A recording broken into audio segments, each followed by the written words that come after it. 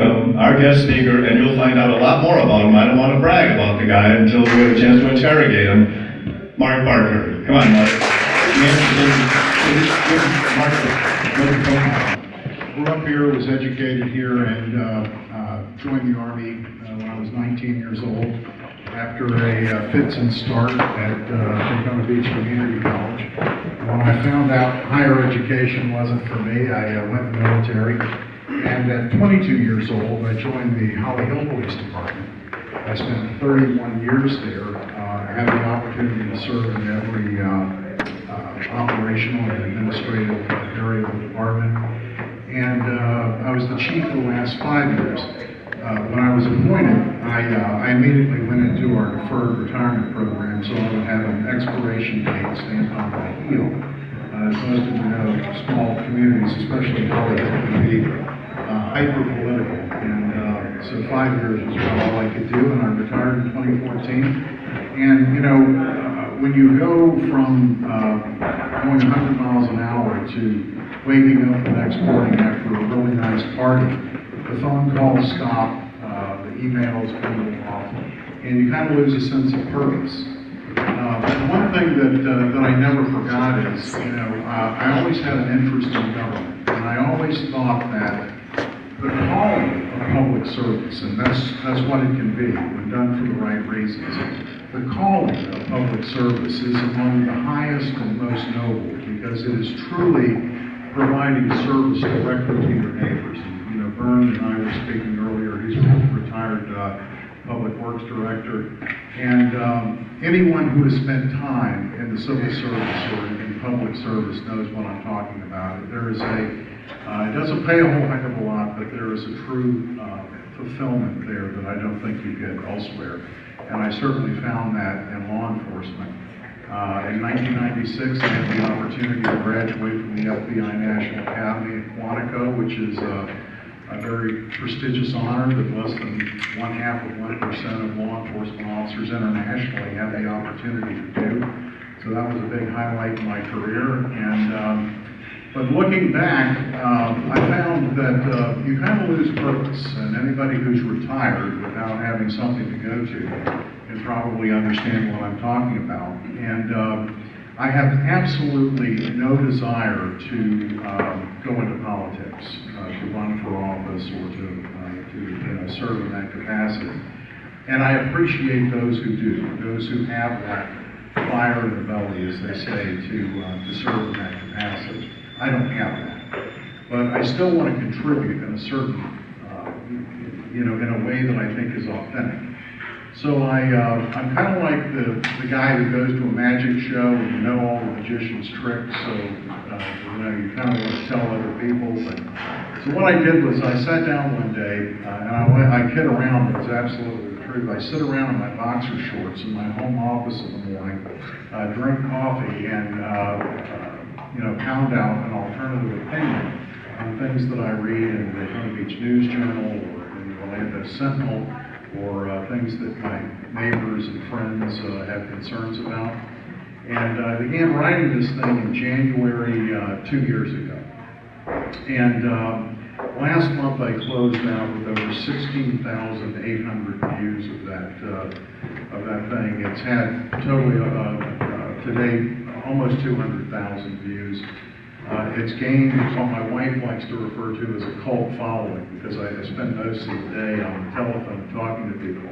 But it goes back to what I learned during 30 years of public service, is that all people really want is to be listened to. And they want to know that folks who make the decisions, who call the shots, hear their concerns, they hear their wants, they hear their needs. And unfortunately, we've gotten away from that here. And maybe Steve will give me an opportunity a little later to kind of tell you my thoughts on why that is. But that's what brought me from really 30 years of public service and law enforcement to banging out an opinion blog. Can I suggest another reason? Certainly. You have nothing to lose. Well, yeah, that's true. I mean, when you were an employee and you said the wrong thing, it might not be so good for you. You're absolutely right. I was on my way here. I was talking to a a retired Daytona Beach firefighter who was making I do a little winners and losers thing on Friday morning for those of you who read this thing. And I often get suggestions from people. So he had called in to give me the name of someone that he thought should merit that notoriety. But we were talking, and I said, you know, when you're in school and later during your professional life, you're always beholden to something. And believe me, in small town politics in the city of Holly Hill, and things have drastically improved there over the time when I was there, when at various times the mayor's sister was the city manager, her husband was her sister-in-law was the finance director, it was just this very weird system over there. But I saw things happen, and I felt so cowardly because I couldn't say anything. And the reason I couldn't was because I had to feed my family. I had a young little girl, my wife and I like to say, we're upside down on a cracker box up in North Ormond, and, so I couldn't say anything. But once you retire, and 13,000 people in that little town across the river were kind enough to contribute to a retirement program for me so that my wife and I can live comfortably, and which is uncommon. I'm 57 years old. I look 67 and I feel 77. Thanks to their kindness, for the first time in my life, I feel like an autonomous human being. I can have an opinion. I can have a life of my own mind. I can think about things. I can, and then I can express those opinions, right, wrong, or indifferent. And I don't expect anyone to agree with what I say, and many don't. But that's how we learn, in my view. So you're absolutely right. You know the county council members by name. They may not recognize you, but you know them, and by their actions, what they do. Do we have a county council member that you think is okay?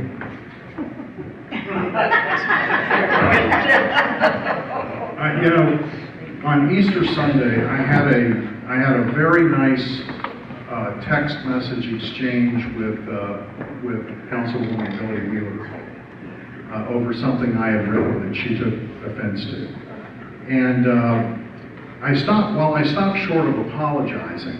I explained to her that and again to repeat myself, I appreciate her willingness to serve.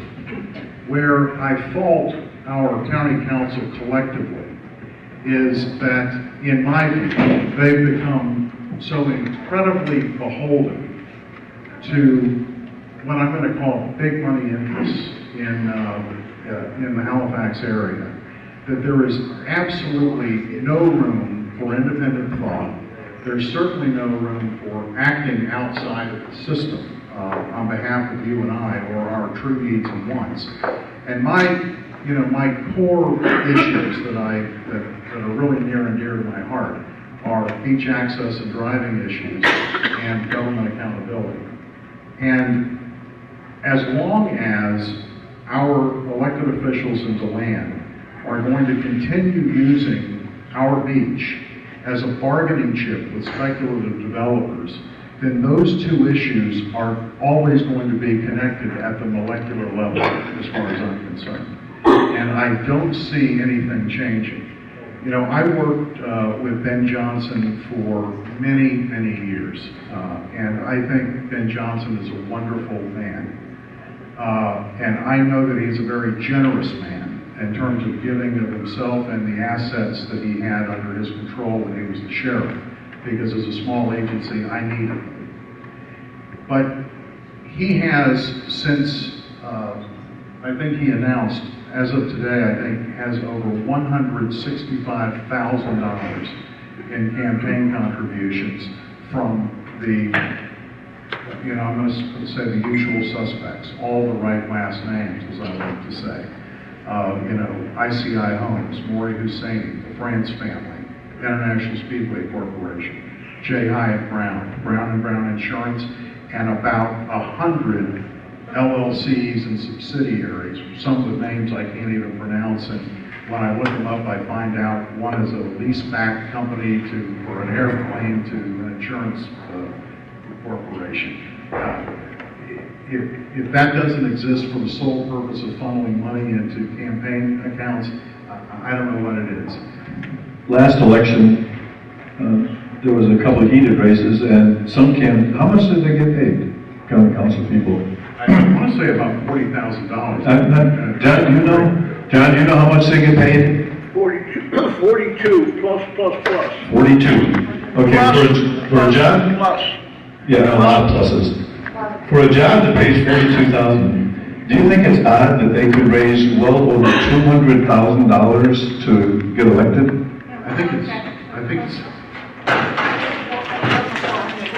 and that, The last one went all the way up to 400? Okay. And I think that was just in the District 4 election. Is that suspect to you that there's... I think it just speaks to everything that I find wrong about this, what I call an oligarchical system. And if you break that down, I'm not the most educated guy, so I looked the word up. And, it means a small group of people that are in power and generally linked by their wealth. And when you compare that to, what we're experiencing here in Volusia County, last month I had an opportunity to do an interview with a great young reporter from the news journal, Seth Robbins, who did a great expose on One Daytona and the enhanced amenity fee that they've implemented out there.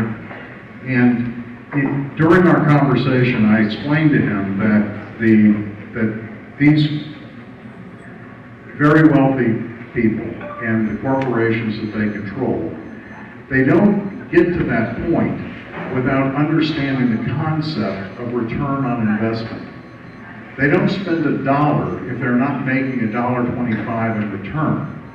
That's not how you stay in business. That's why I'm 2 weeks late on my car payment when they, are in the position that they're in. But so that's the situation that carries over to these public-private partnerships that are generated by these campaign contributions, where you see $15.5 million going to Mr. Brown for the development of his headquarters building. Now that went under a lot of conversation and scrutiny, did it, or did it not? I think it was done and out the door in about 4 to 6 weeks. Yeah, a lot of money. Yeah. Who else has gotten some big windfalls like that? Well, we saw the Francis, a collective $40 million for the One Daytona project. That was a ISC project, of course, the symbiotic shopping and entertainment complex, where you now, because we were able to subsidize and underwrite that project, they repaid us with a 1% add-on fee. But the nice thing about that, and what I tried to stress in the paper, is that it is, while it is a tax by any other name, it is a tax that we don't have to pay because we can just shop somewhere else that doesn't charge that. The $40 million now, that was 20 from the county and 20 from Daytona Beach? Yes, it was. And then, you talk about Tanger. You talk about the $15.5 million that we used to extend Williamson Boulevard to Mr. Hosseini's swan song there at Woodhaven in Fort Orange. And the examples continue to go on. And this isn't something that just came about overnight. But it begins to have this slow government creep into the marketplace. And I think that is probably the real malignancy of this quid pro quo situation we find ourselves in, where massive campaign contributions are made and then they expect something in return. Now, they'll never say that to you, but again, anyone who understands the concept of ROI understands you don't spend a dollar if you're not getting something back in return. And if politics truly is the art of controlling your environment, and I believe it is, then they play it extremely well. And there's very, very little said about it.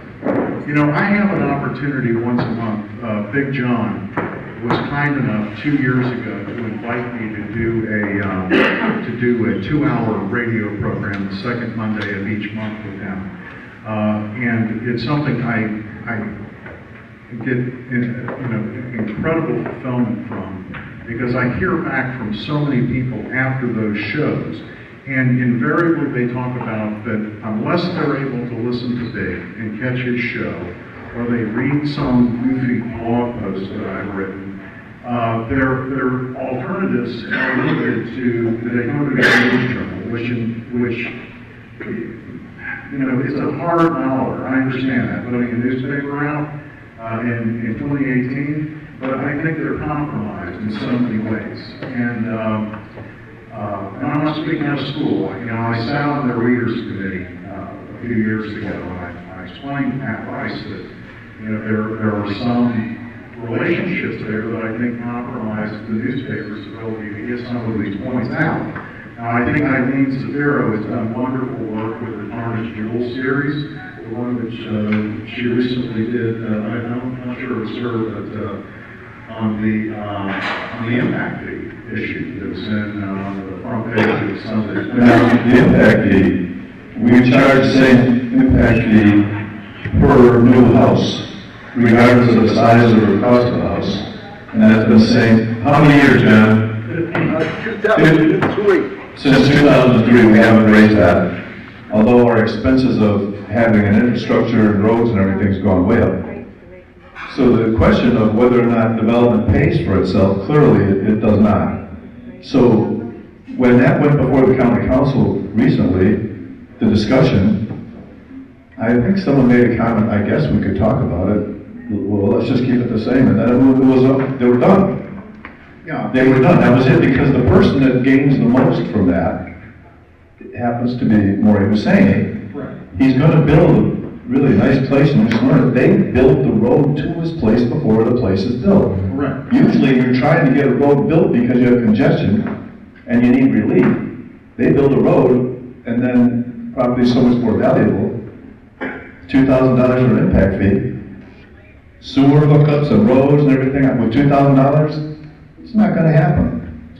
Well, I think it was spelled out very succinctly in the News Journal that we're being actively lied to, by officials and. Oh, this is iced tea for you. Oh, thank you. And I didn't put anything in it. Thank you It's just very much. iced tea. Thank you. But we're being actively lied to by elected and appointed officials in Volusia County government when they tell us that developers are paying, that enter into these proportional share agreements, are paying impact fees on top of it.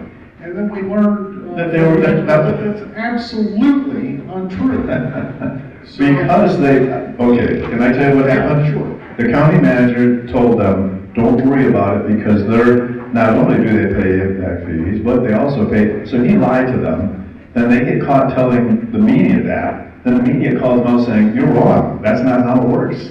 Do you believe that's a deal? I absolutely believe exactly, that's exactly how it happens. That's why I like your blog, because I tend to agree with you. Well, being, and I'm sure Vern can attest to that, and anybody else who may have worked in municipal government can tell you that much of what you see at a Tuesday night council meeting was decided weeks ago in the city manager's office. Okay, so it's I write a lot. I like to joke and say that it's like sitting in the wheelhouse of a sinking ghost ship in the voyage of the doomed. You're just sitting there watching this kind of kabuki play out in front of you, and people stand up and they're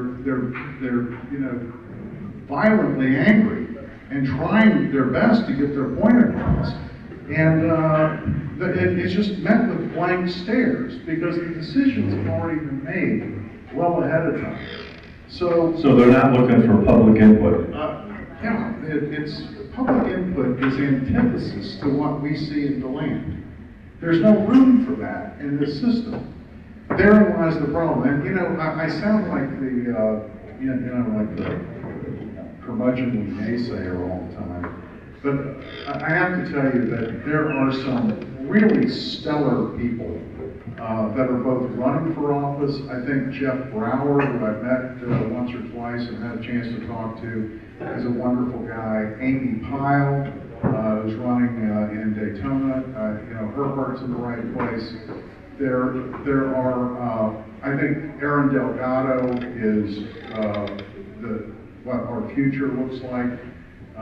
This kid has got it on the ball, and he and I don't always agree on everything, but I know that his heart is in the right place. So there are bright spots along the way. Now the problem being is that at the county level, you have Jeff, you have a young man named Eddie Molina from over in the DeLand area. I think he's been on a big show once. He's a former Army officer, very intelligent, bright guy. So there are these bright spots. Yet Deb Denny's in New Smyrna is running unopposed. We have Sheriff Johnson and I think Reverend Durham and maybe Percy Williamson. Is he out? Well, he's not out, but he's Okay. baby. So my point being is that, you know, if you listen to me or read the blog, sometimes it's like, oh, all is lost. But I want to assure you that there are some bright spots on the horizon. I think it's natural that government officials don't want the spotlight when they're raising taxes. And one of the ways that Daytona Beach accomplished that years ago, they went to rollback. Rollback is when you get the same revenue that you had the year before, plus they give you more money for new construction, so it's not a tax increase. Daytona Beach went to rollback maybe 10 years in a row, and they started to feel the pinch because they were giving employees raises above standard living, cost of standard living, etc. So they came up with a program called Fiscal Integrity Ordinance. And it's almost like the Hall of Justice and all of the, whatever name you put on it. Fiscal integrity, what it really meant was, they said, we're not going to raise the rate of the taxes ever, but we won't lower them. So when values go up and they keep the rate the same, that's a tax increase. The property appraiser has to get from the city commission, the city government, they sign off recognizing what percent tax increase it is, so they can't say we didn't know. And when we had the boom, I don't know, 2005 and 6, property values in Daytona Beach in 1 year went up 28%. And they were going to maintain the rate the same, so they were going to give us a tax rate increase of 28% and not take responsibility for it. And when we called them out and said, the property appraiser does not levy taxes, he gives value. You do. So one of the city commissioners in Daytona Beach went to one of his subdivisions with a flyer that said, if you want to know why your taxes are going up, contact the county appraiser's office, here's his phone number. That's like deflecting responsibility. That was called the Fiscal Integrity Ordinance. Have you heard of Go to Zero? I have. Does it sound, can you tell the folks what Go to Zero is? I'll be honest with you, Steve, I can't. I'll be You want me to tell you my take on it, and you could help me? Go to Zero was, it's almost... I understand the concept, Yeah. I'm just not sure what Mr. Deneen's, how he defines go to zero. Well, they want to raise our taxes, our property taxes, without getting blamed for anything. So they started something called Go to Zero. The zero is debt. They don't want any debt. Any debt, I guess, in their operating account or something. But we didn't vote for them to go into debt. They went into debt on their own. So now that they're in debt and they want to get out of debt, they want to raise taxes and not take the responsibility for it. So it's called Go to Zero. No matter what the values are, we're going to keep the same millage rate. Does that sound like exactly what Daytona Beach did when they didn't want to take responsibility? And what happened with all those county council members when they heard this concept? Oh, and they were full of butterflies. It was the saddest day I remember, I just couldn't believe that. And people don't even see what's going on. Okay, now that they have announced that they're going to raise property taxes without taking responsibility, and they're not increasing impact fees when they should have been increased years ago, now they want to raise sales tax by another 0.5%. Now, I don't want to have to hire auditors, go down there, do they need the money? I guess it comes down to the question, and I'm asking you, the question I ask is, do I trust the county government? Because if I do, I'll give them what they want. If I don't, I'm not giving them any more. Is that what it comes down to you? Yeah, I think what you just said, Steve, is most people that I talk to, they no longer trust county government. And everyone in this room has a different reason why you have suspicions about what the issue, or what the issues are coming out of the land. They don't trust government, and we're going to start this summer, we'll start hearing these scary stories about what our lives are going to look like if we don't give them this half-cent sales tax. They're going to talk about how our road infrastructure is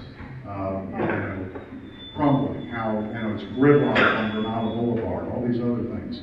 While with the very other hand, they're approving 8,000 new residential units off of Mosaic, 6,800 in Margaritaville. And there are commercial and residential developments already approved that are popping up like malignant tumors along the spine of East Volusia from Farmington to the Flagler County line. Yet, you talk about the old cart before the horse issue, there is no pre-planning. And I was speaking to somebody about it earlier this evening. There is no pre-planning by these people.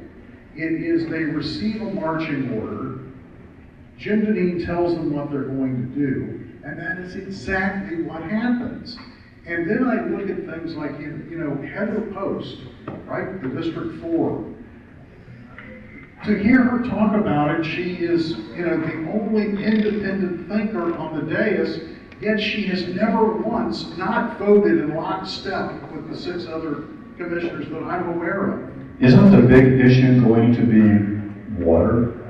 It's a huge issue. And Daytona Beach is going from toilet to tap, and they're calling it a test, and we won't have to actually drink it. But you don't test something that you don't hope doesn't become a rollout. Correct. So I'm starting to wonder, why are we welcoming 10,000 new homes so we have to drink toilet water? I mean, I don't get it. It's always this catch-up, and in my view, it always has to do with the right last names getting money on demand. They have a wide open access so long as city manager Deneen or county manager Deneen is in place. They have direct access to the public trough. It's what $100,000 in campaign donations gets you, and it's wrong. What can we do? Vote is the only thing. Steve, 5 people ask me that same question a day, and I don't have an answer other than vote. I mean, and I'm not saying there's anything criminal happening here, but I want to go back up, over on Seabreeze Boulevard to my old FBI office and go, hey, take a shave, put a suit on, and let's start doing some public integrity checks, here in Volusia County. It's not their fault. I understand that. I'm not insinuating there's anything criminal, but it stinks. Something's not right. There's so much not right that I thank you for your blog, because it's like I was shocked that there's somebody else in this world that was seeing the same world I was seeing. Yeah. So I really appreciate it. If anyone in here wants to see your blog, how do they find it? Sure, it's at barkersview.org, and I tend to publish 2 to 3 times a week, and then every Friday morning, and it's always local. I apologize in advance for some of the language, but it's Yes, because I had to look those words up in the dictionary. Well, I wear my emotions on my sleeve, and sometimes that comes through. And the vision of you typing in your boxes was really hard to. Yeah, hard to it's a handle. rough vision.